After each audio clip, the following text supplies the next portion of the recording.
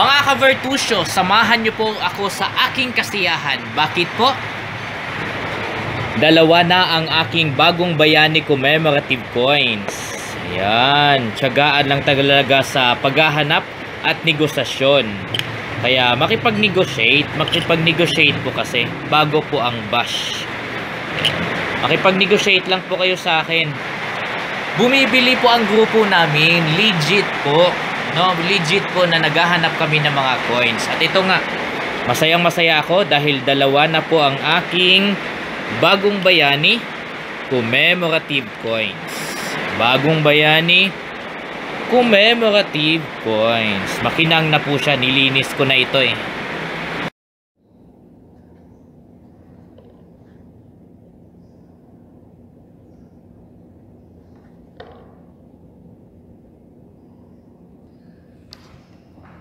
Mga ka-Vertusyo, konting update lang po at information. Baka po ay magiging interested po kayo, lalo na kung meron kayong naitabi ng mga ganitong coin. Meron pa po ba kayo nitong 5 peso coin? NGC po ito. Kasi dalawa po itong 5 peso coin na meron po tayo.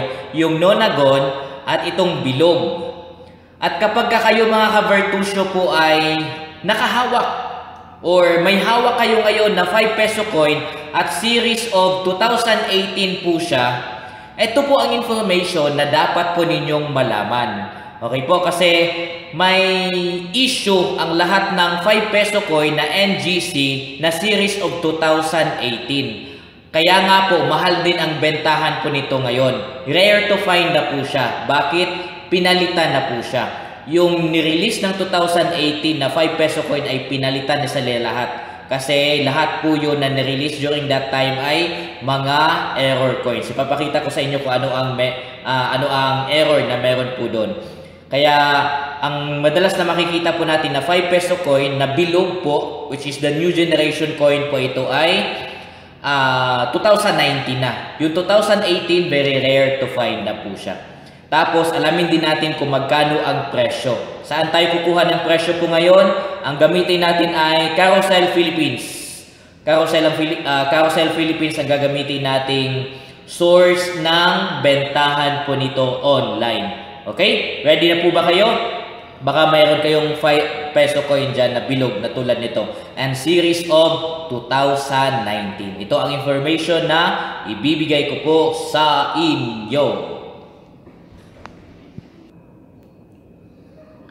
Again, ang source natin sa video na ito para sa pricing ay ang Carousel Philippines, para wala po tayong error po dito at hindi tayo sasabihan na scam. So, kumuha tayo ng legit online selling platform. Okay? So, ito ay NGC 5 peso coin 2018.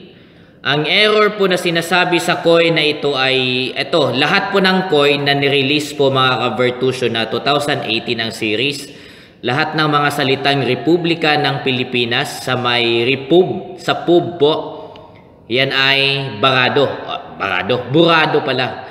Burado, somehow burado. So nagkaroon po ng error sa nagkaroon siya ng error sa neto, ano bang ginagawa dito? Sa pag-tamper? Pag-tamper kasi negative yun eh. Yan. Basta yan po, sa salita po banda, yung pub, error po yan. Dito naman sa ibaba, yung pangalan ni Andres Bonifacio ay hindi siya klaro. Yung Andres. So, error coin din po yan. Or error area po yan sa coin na ito. Ayan. Tapos kung makikita po ninyo dito sa picture yung tayabak. Yung tayabak ay yung T. Yung TA. Ang nangyari po dito ay hindi masyadong na-press ng maigi sa lahat ng 2018 na series ng coin na ito. So doon nagkaroon ng problema ang coin na ito. Kaya po noong 2019 pinalitan na po lahat ito.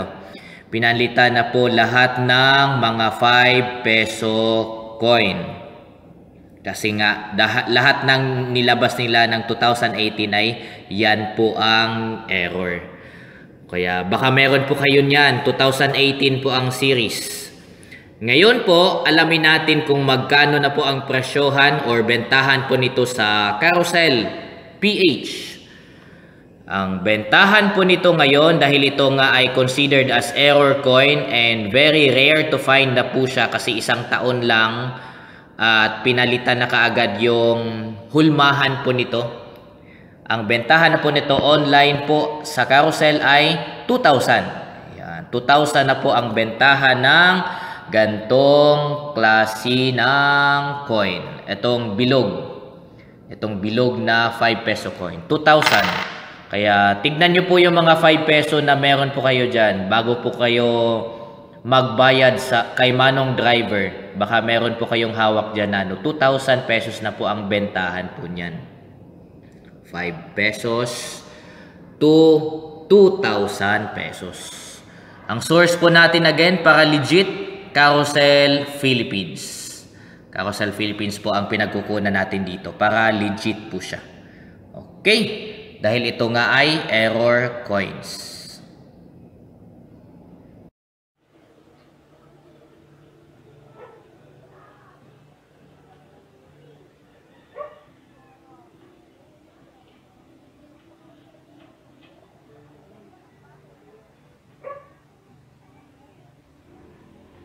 Mga ka-Virtusyo, sa mga may hawak po na lumang coins po dyan, katulad ng pinakita ko po sa inyo, magkakaroon po ng subastahan sa Quiapo sa may Bautista Street sa last week ng buwan na ito, September. Dalhin nyo po kung meron man kayong mga lumang coins po dyan para magkaroon ng hustisya yung mga coins na gusto nyo pong ibenta. Katulad ng pinakita ko po sa inyo. Again, sa Quiapo, Bautista Street sa last week ng September.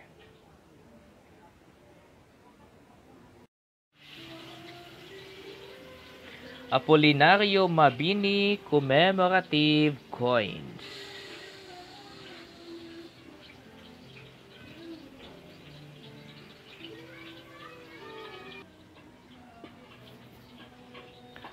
Mga ka-Virtusyo, update lang po. 5 na ang aking nakolektang Apolinario Mabini Commemorative Coins. At alam nyo po na mahal po ang bentahan ng mga coins na ito. Ito ay sapat na para sa collection ng grupo. Apolinario Mabini Commemorative Coins, 5 pieces na po ang meron kami dito. Kaya sapat na po ito. For now.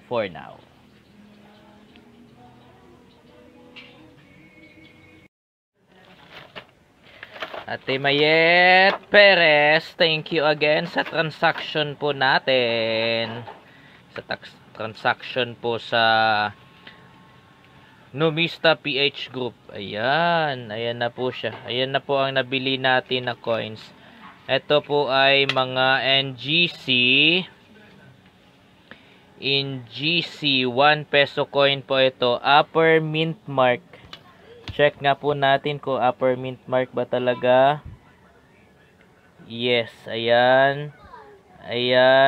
Yes. Ayan.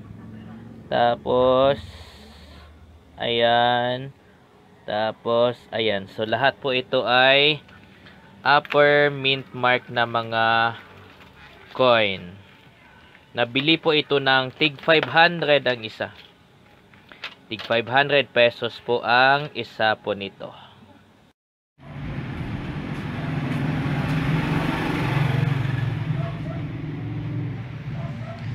Nakakamangha mga ka-Virtusyo na ang coin na katulad po nito, itong pinakabagong 20 pesos po natin ay kinukolekta pala ngayon para gawin siyang alahas. Pati na rin pala ito ay ginagawa ng alahas po ngayon. Kaya marami po ang nangongolekta po nito. Ang nanay ko, ang daming collection po nito. So alam nyo na. So seryoso mga ka-Virtusyo, ito rin pala ay ginagawang alahas na po ngayon. Itong bagong 20 pesos.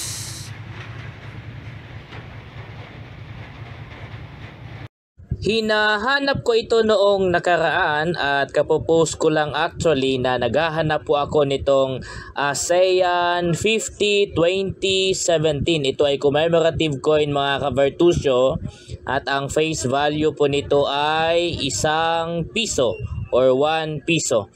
At ang offer ko po dito, asking price ko ay 3,000 hanggang 7,000 kasi yun din naman ang price nito kapag ibebenta talaga sa mga may hawak po nitong ASEAN 50 2017. Ang presyo po nito once again ay 3,000 hanggang 7,000 ang asking price or bentahan po nito. Ngayong hapon lang may bumili ng ice candy and fortunately hindi ko na kailangan bumili. Kasi isa ito sa binayad po sa akin. Walang idea po ang bumili ng ice candy na ang coin na ito ay may mataas pala na value. So fortunately for me, ito ay swerte. Flexing mga ka-Vertusio, ang aking commemorative coin na ASEAN 50 2017 ay apat na. Dalawa po dito yung binili ko. Tapos itong isa ay nakuha ko galing sa sukli. Tapos itong isa naman ay kanina lang talaga may bumili ng ice candy dito sa bahay. Tapos isa sa mga binayad niya ay itong commemorative coin na ASEAN 50 2017. So apat na po ang meron ako mga ka-Vertusio. Hindi na po ako nangailangan ng iba pa o hindi na ako magdadagdag. Sa mga may hawak po nito at nagtatanong kung magkano po ang bentahan po ng gantong commemorative coin, ang presyo po nito or asking price ay nasa price range na 3,000 hanggang 7,000 po. Yun po ang bentahan po sa mga nagtatanong po nito at kung sino man ang may hawak nitong commemorative coin na ASEAN 50 2017.